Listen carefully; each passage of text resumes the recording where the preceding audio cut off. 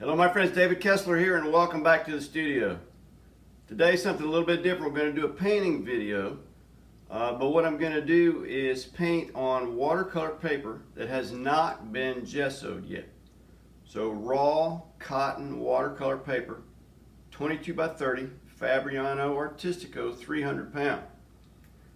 Typically I would gesso the paper first and then paint, but this is a little bit of an experiment for me to see how this works. And I thought I'd bring you all along for the ride just to see what happens when you paint on damp watercolor paper. So what I'm going to do is I'm going to spray the paper before I start painting on it. And then I'm going to wipe up the surface moisture. So that's going to leave the moisture in the paper but not so much on the surface. So it's really damp paper, working on damp watercolor paper. All right, hope you like it.